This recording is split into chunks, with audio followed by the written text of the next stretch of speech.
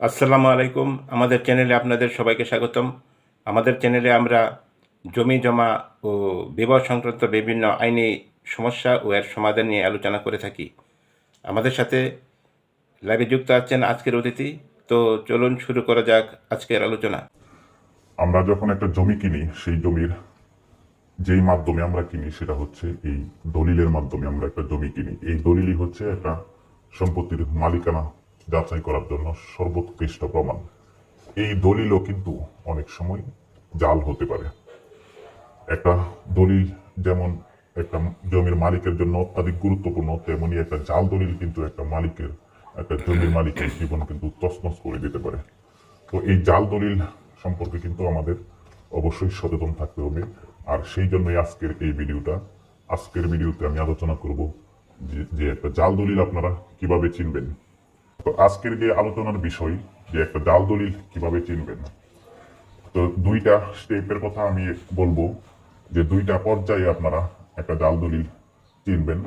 প্রথম যে পর্যায় সেটা হচ্ছে যে দলিলটা জাল কিনা আপনার মনে সন্দেহ হয় কিনা, কোন কোন বিষয় আপনি নিজে দেখলেই বুঝতে পারবেন যে এই দলিলটা জাল হতে পারে, সেটা হচ্ছে প্রথম পর্যায়ে। দ্বিতীয় পর্যায়ে আমি আলোচনা করব যদি আপনাদের সন্দেহ হয় যে দলিলটা জাল, সেই ক্ষেত্রে আপনারা কিভাবে নিশ্চিত হবেন যে এই দলিলটা আসলেই জাল।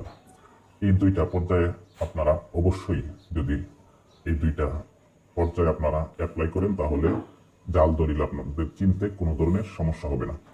তো প্রথমে আপনারা যেটা করবেন, যে আপনি যেই দলিলটা সম্পর্কে আপনার সন্দেহ যাচ্ছে বা যার কাছ থেকে আপনি জমিটা কিনবেন, তার জমির যেই দলিলের ফটোকপিটা আপনি নেবেন। ফটোকপি নেওয়ার পরে সেই কতগুলো বিষয় আপনি লক্ষ্য করবেন।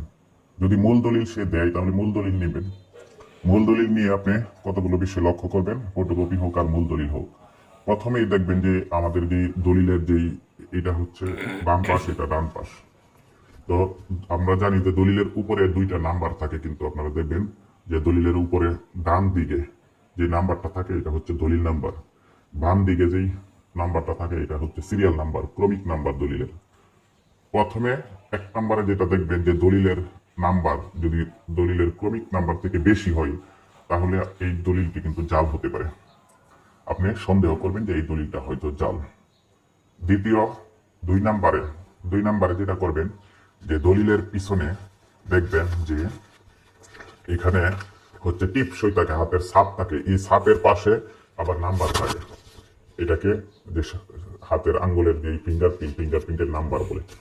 এই নাম্বার, দলিল নাম্বার দুইটা দেখবেন যে দলিলের উপরে ডান দিকে যেটা থাকে এটা হচ্ছে দলিল নাম্বার। এই দলিল নাম্বার যদি এই ছাপের এই টিপসই নাম্বার থেকে বেশি হয়, তাহলে আপনারা একটা সন্দেহ করবেন যে দলিলটা জাল হতে পারে। তারপরে আপনারা যে বিষয়টা দেখবেন, তিন নম্বরে যে বিষয়টা খেয়াল করবেন, যে দলিলটা কত তারিখে রেজিস্ট্রি হয়েছে, কোন সালের কত তারিখে দলিলটা রেজিস্ট্রি হয়েছে, সেই সালটা কি, সেই দিনটা কি, বন্ধের দিন ছিল কিনা, কোন সরকারি ছুটি ছিল কিনা। তো সেই বিষয়টা আপনারা কিভাবে বুঝবেন, যে ওই সালের ক্যালেন্ডারটা দেখবেন, গুগলে গেলেও ইন্টারনেটে পেয়ে যাবেন। এই ক্যালেন্ডারটা দেখবেন যে ওই দিন কি বার ছিল, যদি সরকারি কোনো বন্ধ ছিল কিনা। যদি বন্ধের দিন এই দলিলটা হয়ে থাকে, তাহলে কিন্তু এই দলিলটা জাল দলিল নিশ্চিত হইতে পারেন আপনি। কারণ যারা জাল দলিল করে তারা কিন্তু এত কিছু খেয়াল রাখে না, যে এত কিছু চুরি করলে তো কিছু না কিছু ভুল করবে সে। এইটা হচ্ছে 3 নাম্বার গেল। এখন 4 নাম্বার যেটা করবেন, যে আপনি উপরে উপরে যে দলিলের সিল, স্বাক্ষর, এই যে বিষয়গুলা, যে সাব রেজিস্টারের স্বাক্ষর, এই বিষয়গুলা আপনারা দেখবেন যে এই বিষয়গুলোর মধ্যে কোনো ধরনের সন্দেহ সৃষ্টি হয় কিনা, আপাতত দেখতে আপনাদের দলিলটা জাল মনে হয় কিনা। এই বিষয়গুলো দেখার পর যখন প্রথম স্টেপ শেষ হলো, আপনি যখন এই বিষয়গুলা থেকে বুঝলেন যে দলিলটা, সন্দেহ হইলো আপনার যে দলিলটা জাল হতে পারে, পরবর্তীতে যে দ্বিতীয় স্টেপের কথা আমি বলবো, এই দ্বিতীয় স্টেপে আপনি কনফার্ম হবেন যে আসলেই দলিলটা জাল কিনা। সেই ক্ষেত্রে দ্বিতীয় পর্যায়ে এসে প্রথমেই যে কাজটা করবেন, সেটা হচ্ছে আপনারা যে সাব রেজিস্ট্রি অফিস আছে বা জেলা রেজিস্ট্রারের কার্যালয় আছে, সেখানে এই যে দলিলটা আপনার হাতে আছে, সেই দলিলটার নাম্বার দিয়ে আপনি একটা নির্দিষ্ট ফর্মে আবেদন করবেন। দলিল তল্লাশি এবং পরিদর্শনের জন্য আপনি আবেদন করবেন। এই আবেদন করলে কিন্তু আপনি আবেদনটা করে দেখবেন যে এই ভলিউমের সাথে এই দলিলের মিল আছে কিনা। একটা দলিল যখন রেজিস্ট্রি হয়, তখন কিন্তু এই দলিলের সকল তথ্য কিন্তু বলিয়ামে লিপিবদ্ধ করা হয়, 2টা সূচিতে কিন্তু এটা লিপিবদ্ধ থাকে। সেই ক্ষেত্রে আপনি দেখবেন আপনার হাতের দলিলটা এবং রেজিস্ট্রি অফিসের যেই কাগজপত্র বলিয়াম সেইখানে মিল আছে কিনা।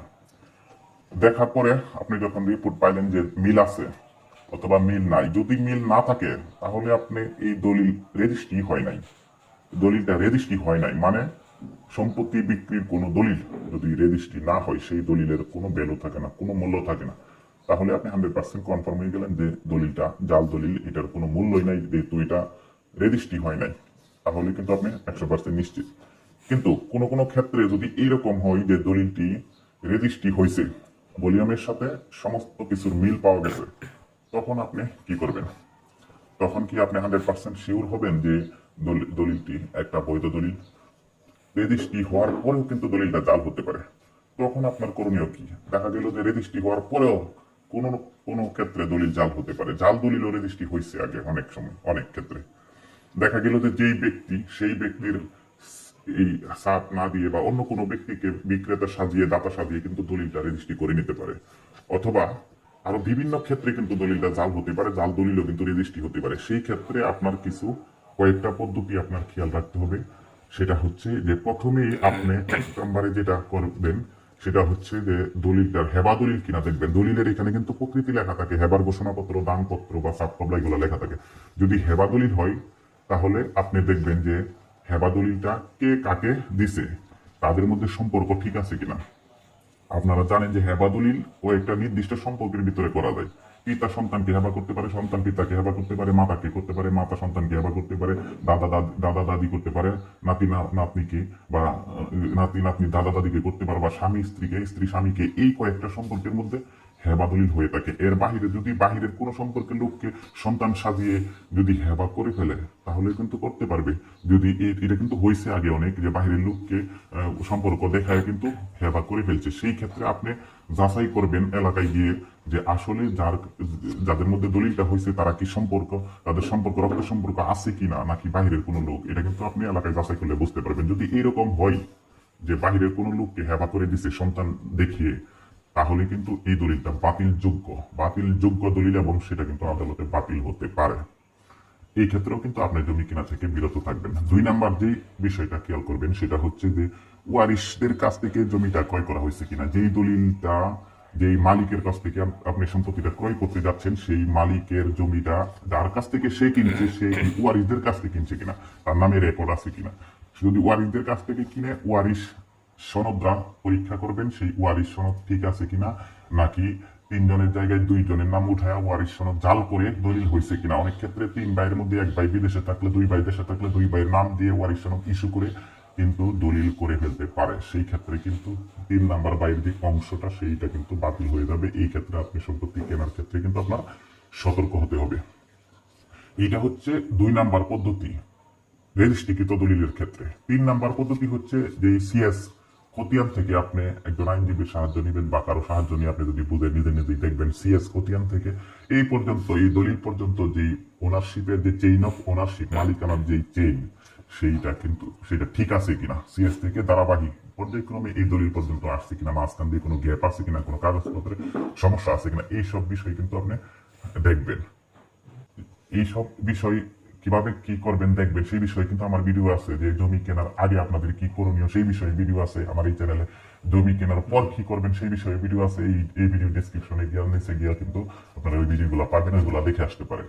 তো এই সিএস থেকে এই ওনারশিপ যখন আপনারা পরীক্ষা করা শেষ হবে, তার পরবর্তী পদ্ধতি যেটা আপনারা 4 নম্বরে যেটা করতে পারেন সেটা হচ্ছে যে এই জমির যে স্বাক্ষর আছে বা টিপসই আছে এগুলা যাচাই বাছাই করতে পারেন। কোনো হস্ত লেখা বিশেষজ্ঞ বা যারা এইগুলা বুঝে ভালো ওদের কাছে গিয়া এগুলা একটু যাচাই করতে পারেন। যদি সন্দেহ হয় যে টিপসই স্বাক্ষর গুলা ঠিক আছে কিনা মিলাই দেখতে পারেন। পূর্বের কোনো দলিল থাকলে সেই দলিলের স্বাক্ষর এই দলিলের স্বাক্ষর মিল আছে কিনা এই বিষয়গুলা দেখতে পারেন।